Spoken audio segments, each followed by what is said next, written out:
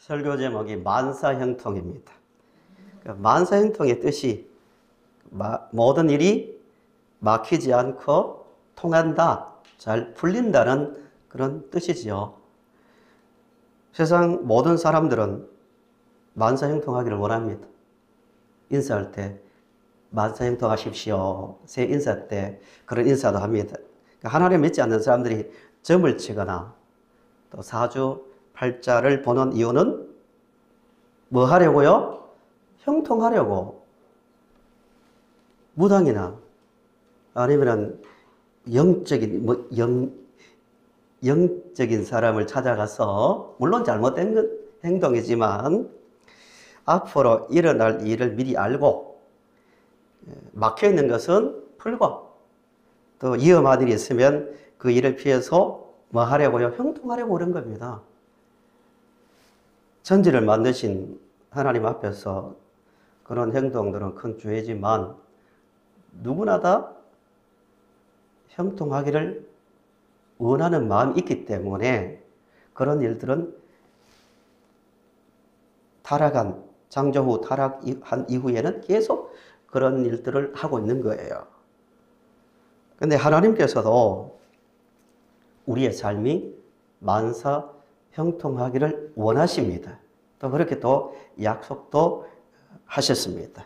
7절에 있는 말씀대로 어디로 가든지, 만사리에요, 만사. 어디로 가든지 형통하리니 하고 형통을 말씀하셨습니다. 우리 찬송가 나의 갈 길 다 가도록 예수 인도하시니 후렴에 무슨 일을 만나든지 뭐 하리라? 만사형통하리라. 무슨 일을 만나든지 만사형통하리라. 아멘. 만사형통하기를 바랍니다. 예. 하나님께서 분명히 우리에게 만사형통을 약속하셨습니다. 그런데 만사형통한 삶을 살려면 어떻게 해야 되는가의 문제예요. 조건이 있는 거예요. 그 조건이 무엇인지를 본문을 보면서 생각해 보려고 합니다. 여호수아서는 하나님께서 약속하신 땅이죠. 가나안 땅이죠. 약속하신 땅에 들어가기 위해서 정복하는 그 과정, 싸움의 과정, 그리고 들어가서 각 지파별로 땅을 분배받는 과정을 기록한 책이 여호수아서입니다. 근데 여호수아서 이렇게 시작하죠. 1절을 보시면 여호와의 종 모세가 죽은 후에, 이게 여호수아서의 시작입니다. 40년 동안 모세가 하나님의 백성들을 애굽에서 인도해서 홍해를 건너고 광야 생활을 마치고 눈앞에 약속의 땅이 보입니다. 그런데 모세가 들어가지 못하고 죽었습니다. 여호수아서 바로 앞에 있는 신명기 마지막에 나오는 내용입니다. 모세의 죽음으로 신명기가 끝나고 여호수아서가 시작되거든요. 신명기 34장 5절에서 7절을 보시면 이에 여호와의 종 모세가 여호와의 말씀대로 모압 땅에서 죽어 벳부올 맞은편 모압 땅에 있는 골짜기에 장사되었고 오늘까지 그의 묻힌 곳을 아는 자가 없느니라. 모세가 죽을 때 나이가 120세였으나 그의 눈이 흐리지 아니하였고 기력이 쇠하지 아니하였더라고 말합니다. 모세의 죽음에 대해서 죽기 직전의 상태를 말하고 있죠. 120세가 되어 죽었는데 눈이 흐리지 않대요. 저는 벌써 눈이 흐려지거든요. 흐리지 않고 기력이 쇠하지 않았다. 그런데 왜 죽었죠? 이 말을 굳이 기록한 것은 저자의 의도가 있는 거예요. 하나님께서 정하신 때에 모세를 데려가셨다는 거예요. 그리고 난 다음에 본문 1절 모세가 죽은 후 왜 이런 이야기를 합니까? 이스라엘을 인도하는 분은 모세가 아니라 누구라는 거예요? 하나님입니다. 이게 분명해야 됩니다. 우리의 일생을 이끄시는 분은 누굽니까? 하나님이십니다. 하나님께서 우리를 불렀고 지금도 인도하시고 앞으로도 인도해 가십니다. 하나님만 유일하신 창조자요 세상을 다스리시는 분이라는 것을 시작 부분에서 분명히 말씀합니다. 모세가 죽은 후 후계자 여호수아를 세웁니다. 세우는데 여호수아에게 약속을 하죠. 모세가 죽었다. 내가 모세에게 말한 그대로 2절 3절에 있는 말씀대로 모세에게 말한 바와 같이 너희 발바닥으로 밟는 것은 모두 내가 너희에게 주었다 하면서 4절 경계선을 말합니다. 경계 자리를 유프라테에서부터 시작해서 지중해까지. 그래서 이스라엘 국기를 보시면요 중간에 뭐가 있죠? 다윗 별이 있고 아래에 흰 바탕 위에 두 줄이 나와 있죠. 뭘 상징하냐면은 두 강을 상징합니다. 위에는 유프라테스 강, 밑에는 나일강을 상징합니다. 3절, 4절에 근거해서 하나님께서 약속하신 땅이다. 그래서 보수적인 유대교인들은 아직도 그 땅의 회복을 믿고 있습니다. 물론 잘못 이해하고 있지만요. 하나님께서 여호수아에게 이 땅을 약속하시면서 중요한 말씀 7절입니다. 중심되는 구절이에요. 7절을 보세요. 7절. 오직 강하고 극히 담대하여 나의 종 모세가 내게 명령한 그 율법을 다 지켜 행하고 우로나 좌로나 치우치지 말라. 그리하면 어디로 가든지 형통하리니 라고 말씀하고 있습니다. 하나님께서 형통을 약속하셨는데 형통의 조건을 말씀하십니다. 그 형통한 삶을 사는 조건이 뭐예요? 우로나 좌로나 치우치지 말고 하나님의 말씀대로 살라는 거예요. 형통의 비결은 간단해요. 하나님의 말씀대로 우로나 좌로나 치우치지 말라는 것은 철저하게 마음을 강하게 먹고 철저하게 오직 하나님의 말씀대로 사는 거예요. 이게 형통입니다. 그러니까 세상이 말하는 형통하고 성경이 말하는 형통은 달라요. 달라야 됩니다. 똑같은 복을 말하더라도 세상 사람들이 말하는 복의 정의하고 성경이 말하는 복의 정의가 달라야 돼요. 이게 달라지지 않으면 나는 예수 잘 믿는데 열심히 예배도 드리고 헌금도 하고 하나님 잘 섬기고 믿음으로 믿습니다 하고 이렇게 기도도 하는데 왜 나는 복을 못 받지? 이렇게 되는 거예요. 실제는 복을 받았는데 성경이 말하는 복하고 세상이 말하는 복이 다른 것처럼 세상이 말하는 형통과 성경이 하나님께서 말씀하시는 형통은 달라야 돼요. 다른 거예요. 세상이 말하는 형통은 내가 원하는 게 풀리는 거예요. 건강하고 또 시험에 합격하고 좋은 일자리를 가지고 걱정 없이 사는 것, 원하는 대로 풀리는 것. 이게 세상이 말하는 형통이에요. 나의 갈 길 다 가도록 예수 인도하시니 무슨 일을 만나든지 만사 형통하리라는 이 형통은 하나님의 말씀대로 살아가는 삶 자체를 말합니다. 이 기준으로 볼 때 성도님들 삶이 형통합니까?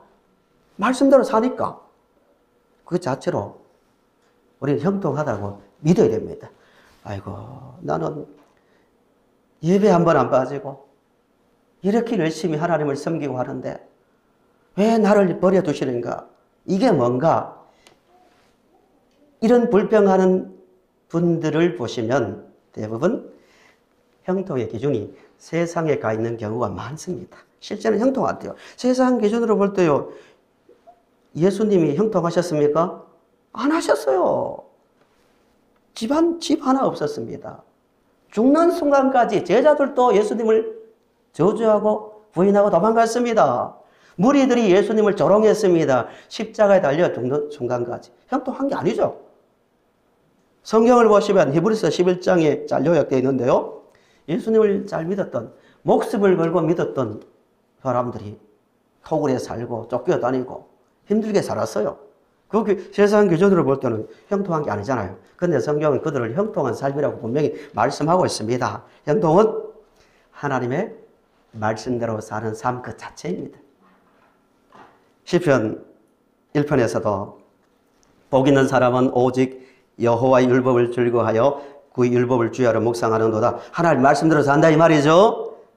이 사람은 모든 일이 다 뭐하다? 형통하리로다. 형통의 정의가 분명해야 됩니다.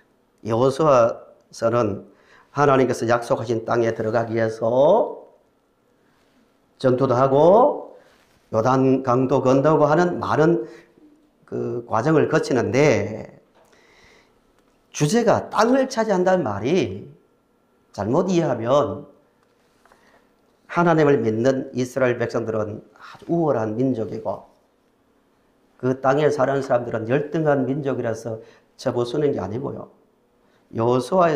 여호수아서에서 말하는 전쟁은 하나님의 말씀에 순종하는 전쟁입니다. 앞에 저 성벽을 어떻게 우리가 정복하지? 저 성을 어떻게 정복하지? 요단강을 어떻게 건너지 할 만한 그런 극한 환경 속에서도 하나님의 말씀을 믿고 순종하는 싸움. 이게 여호수아서의 주제이고 오늘 우리가 형통하는 비결입니다. 히브리서 3장에서 이렇게 말합니다. 형통의 의미, 가나안 땅에 들어간다는 의미입니다. 또 하나님이 누구에게 맹세하사 그의 안식이란 말은 가나안 땅을 말하고 해석에 천국을 말합니다. 안식에 들어오지 못하리라 하셨느냐? 곧 순종하지 아니하던 자들에게가 아니냐? 이로 보건대 그들이 믿지 아니함으로 능히 들어가지 못한 것이라 라고 말합니다. 약속의 땅에 누가 들어간다고요? 하나님의 말씀에 순종하는 사람이 들어가는 거예요. 신약으로 해석하면 마태복음 5장에 온유한 자가 팔복 중에서 온유한 자가 뭘 차지한다고요? 땅을 차지한다고. 그 땅은 부동산 투기 좋아하는 분들이 좋아하는 그런 땅이 아니고 하나님의 말씀에 순종하는 그 자리가 하나님이 주신 약속의 땅입니다. 찬송가로 말하면 내 영혼이 은총 입어 중한제쯤 벗고보니 슬픔 많은 이 세상도 천국으로 마도다 변하도다. 초막이나 궁궐이나. 왜? 옛날 표현이죠. 지금 초막이 어디 있겠습니까? 초막에 사는 형편이 되었던 궁궐에 사는 형편이 되었던 그 어디나 뭐라고요? 하늘나라. 왜 하늘나라죠? 하나님께서 하나님의 다스리심을 믿고 하나님의 말씀대로 하나님을 주인으로 믿고 하나님 말씀대로 사는 삶의 현장이기 때문에 그 땅이 천국이 되는 거예요. 약속의 땅이 되는 겁니다. 이 싸움을 하고 있는 거예요. 형통은 하나님의 말씀에 순종하는 삶 그 자체입니다. 그런데 문제가 이거예요. 우리는 하나님 말씀대로 살기를 원합니다. 그렇지 않습니까? 누가 예배 드리고 나서 나는 하나님 말씀대로는 살지 않을 거야. 예배는 드리지만 하나님은 섬기지만 하나님의 말씀대로는 살지 않을 거야. 이런 분들 없잖아요. 다 살기를 원하는데 문제는 뭐냐 하면은 지난 주일 말씀대로 삶의 현장이 문제라는 거예요. 현장이 인간적으로 생각해 보면 말씀대로 살기가 너무 힘들게 보이거든요. 안 통할 것 같거든요.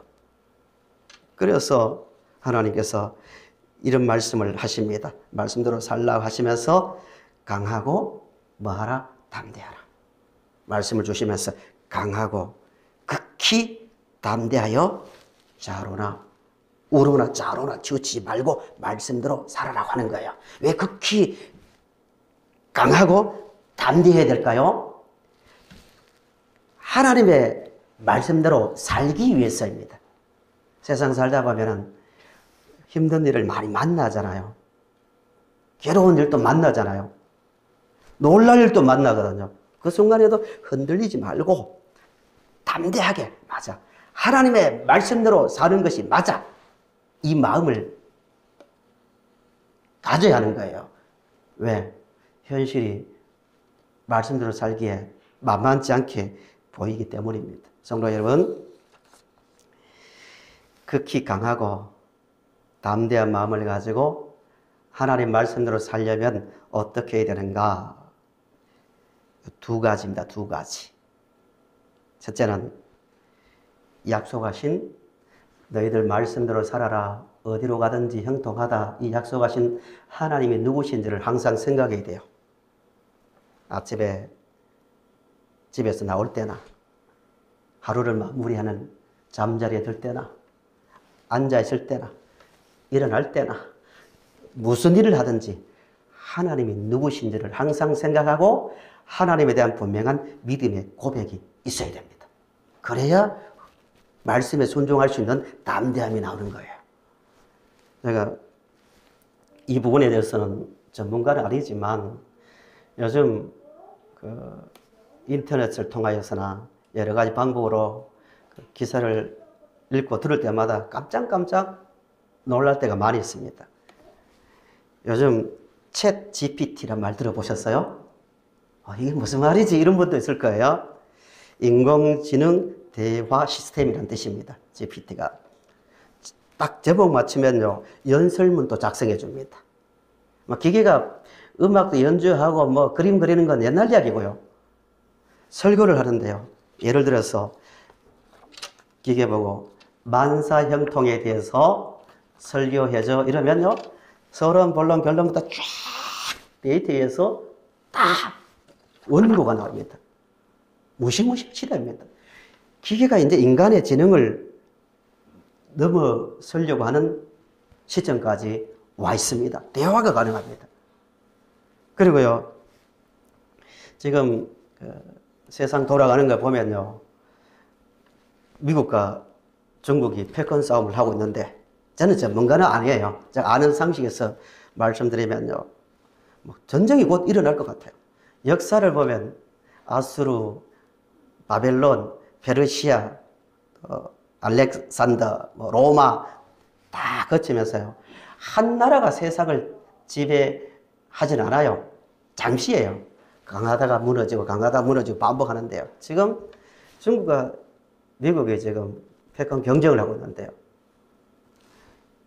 미국이 강대국으로 설 수 있었던 게 기축통화라고 합니다.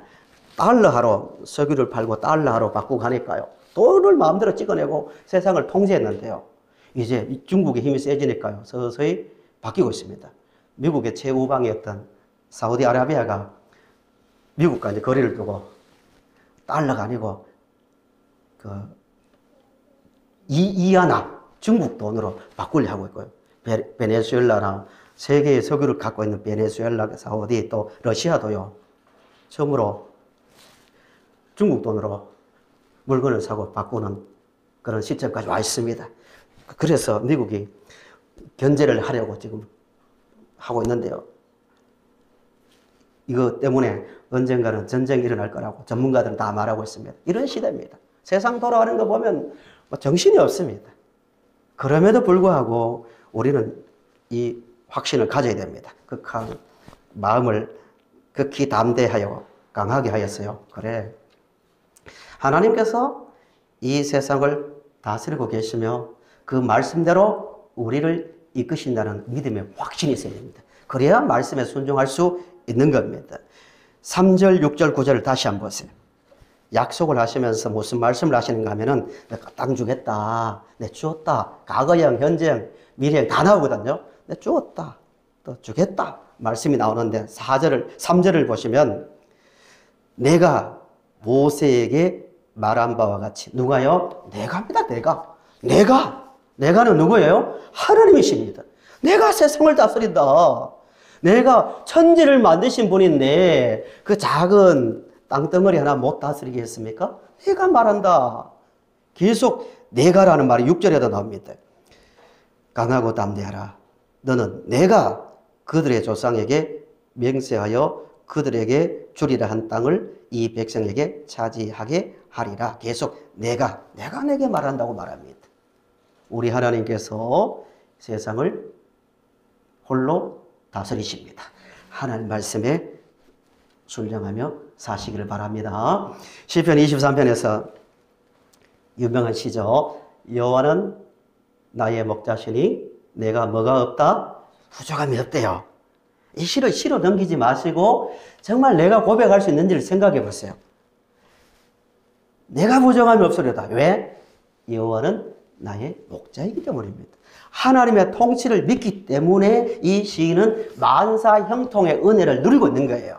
객관적으로 보면 그런 사망의 음침한 골짜기를 통과할 때도 있는 거예요.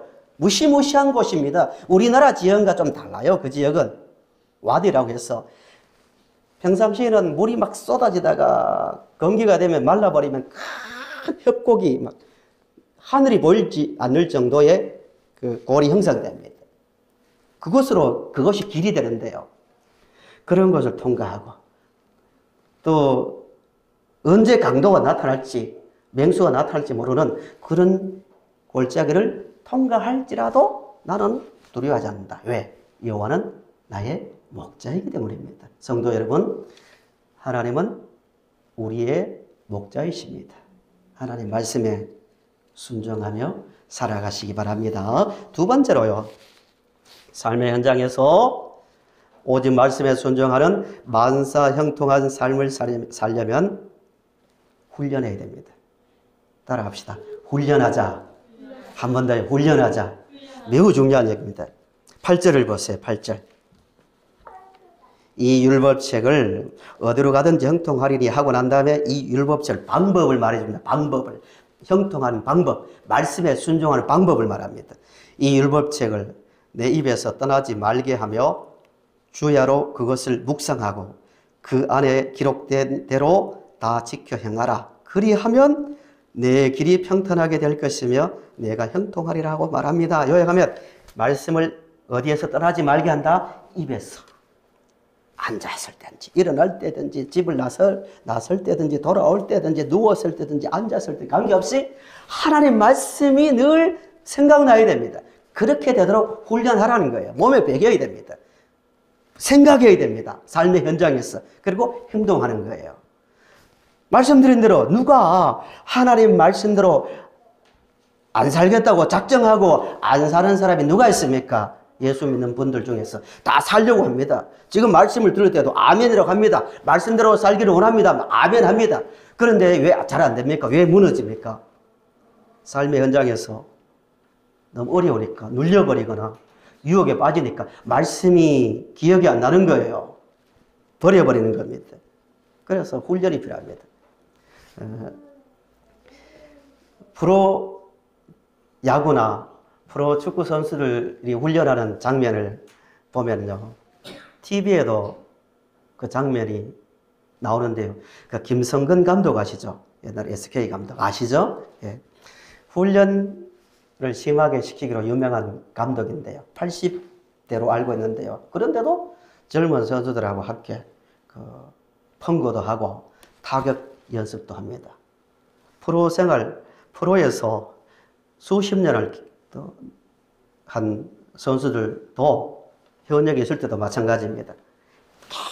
계속 반복된 그 타격 연습을 시키고요. 몇백 개, 길게는 몇천 개까지 반복시킵니다.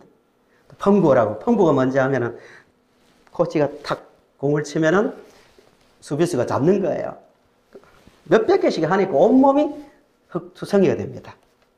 왜 할까요? 왜 그렇게 합니까? 야구 도사들인데. 프로 선수가 되려면요, 수백 대, 수천 대 이를 경쟁을 뚫고 올라온 선수들인데도 훈련을 시킵니다. 왜? 그게 몸에 배이도록. 자다가도 생각나도록. 공이 날아오면 습관적으로 딱 팔을 뻗을 수 있도록. 공이 날아오면 바른 자세로 치게 하기 위해서 몸에 배이게 하는 거예요.